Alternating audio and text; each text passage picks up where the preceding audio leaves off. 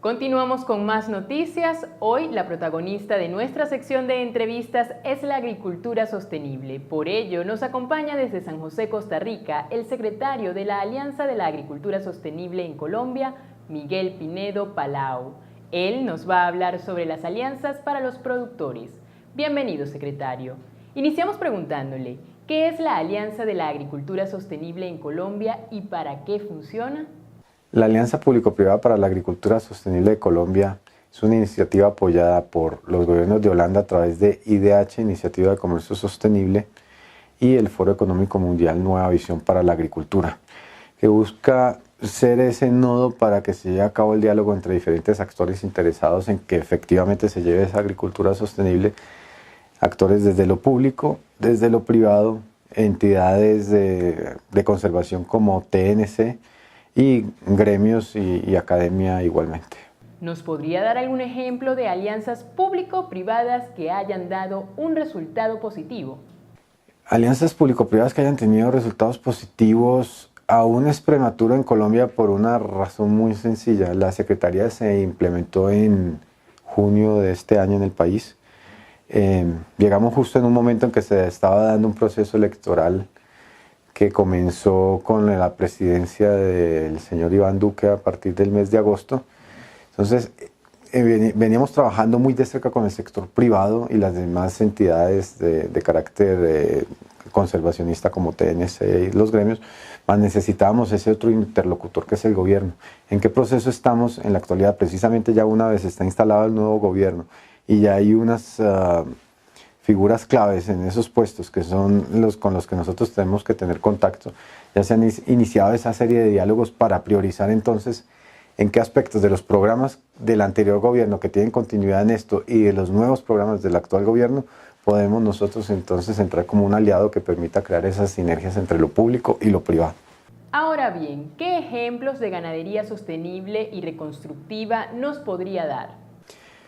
La ganadería sostenible y la ganadería reconstructiva básicamente en lo que consiste es en cómo podemos trabajar para buscar revertir de cierta forma el daño que ha tenido o que ha generado la actividad, no porque la actividad sea dañina per se, sino que no la hemos hecho en algunos casos de la manera adecuada. Es decir, en la zona andina, por ejemplo en Colombia, que no es la única, tuvo un desarrollo de la ganadería en ciertos lugares donde no se debe haber establecido ganadería en ningún momento. Debido a las pendientes de las montañas, debido a que el bosque que estaba allí, pues, digamos, hace varias décadas se estableció y en esos momentos no habían las preocupaciones ni conocíamos de los efectos ambientales de llevar a cabo actividades como la ganadería en esa zona. En la actualidad se calcula en varios millones de hectáreas, algunos hablan de 13, otros de 15 millones de hectáreas, que tienen conflicto en el uso del suelo debido a la actividad ganadera. ¿Cómo empezamos esos procesos entonces, más allá de pensar, de considerar temas de no deforestar, para en aquellas que sí se ha hecho el daño, poder transformar esos sistemas productivos dentro de la misma ganadería, pero para revertir precisamente parcial o completamente? Secretario, sabemos que quieren motivar algunos procesos de agroexportaciones dado a las diferencias de precios de algunos productos en Colombia con los precios internacionales. ¿Nos puede hablar un poco sobre esto y darnos algún ejemplo de cómo vienen trabajando? Básicamente, la iniciativa del Agroexporta ha venido siendo impulsada por el Ministerio de Comercio y específicamente por el PTP, Programa de Transformación Productiva, con el Ministerio de Agricultura, para aquellos productos con potencial productivo en el país de manera competitiva puedan buscar dichos mercados externos, específicamente de los 5 productos que manejamos, principalmente en el aguacate Hass y en el cacao. ¿Por qué? Porque tienen condiciones de mercado que internamente no manejan un rango de precios como puede ser el que manejen externamente por el atractivo que representa. En el caso del aguacate específicamente Hass, porque no forma parte de lo que han sido los hábitos de consumo del aguacate en Colombia. El tamaño y el aspecto del aguacate Hass hacen que solo sea, digamos, apreciado en unos nichos muy específicos, mientras que en el exterior es prácticamente el aguacate que se demanda.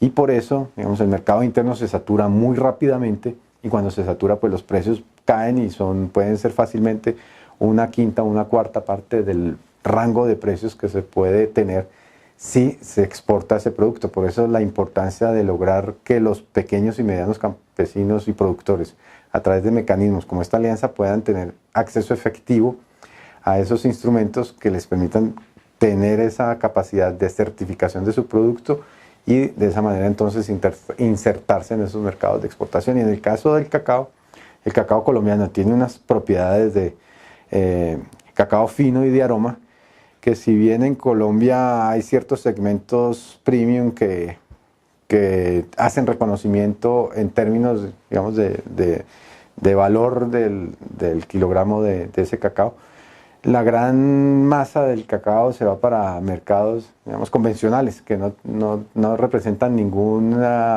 valor adicional en cuanto a esa propiedad, pero que en el exterior sí tiene una apreciación superior.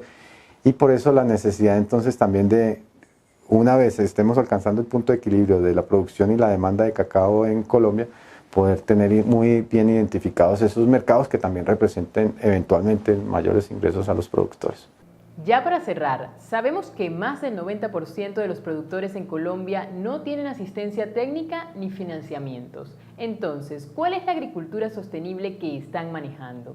El acceso a asistencia técnica, así como el acceso a los mecanismos de financiamiento convencionales que conocemos que ofrece el mercado, en Colombia, según cifras del Censo Nacional Agropecuario del 2014, que fueron entregadas en mayor parte en el 2015, arrojaron datos bastante preocupantes de que alrededor del 90% de los productores no tienen acceso a asistencia técnica. Si consideramos que una buena masa de productores en Colombia están dedicadas a la caficultura, a sectores que tradicionalmente sí han tenido acceso a la asistencia técnica, los palmicultores, la caña de azúcar, que no son muchos en cantidad, pero en el caso del café sí. Si sustraemos esos, aparte de otros con gremios fuertes que han suplido esa ausencia del Estado en proveer esa asistencia técnica, prácticamente estaríamos hablando de que un volumen muy cercano al 100% entonces nunca ha tenido acceso a asistencia técnica, y lo que a lo que nos acostumbramos fue a un tipo de agricultura empírica. En el caso del acceso a mecanismos de financiamiento, la cifra fue básicamente la misma. Solo el 10% de los productores tenía acceso a financiamiento, el 90% se queda por fuera.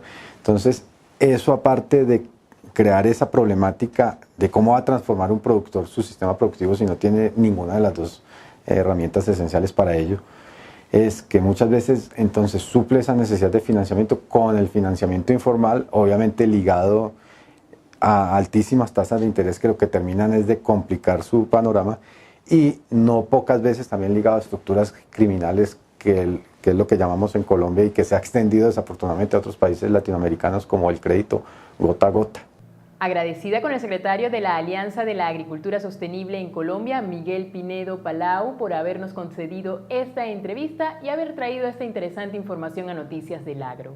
Les recuerdo que si ustedes desean realizar algún aporte para esta parte del noticiero, pueden hacerlo al siguiente correo: prensa@agrotendencia.tv. Al regreso, más información.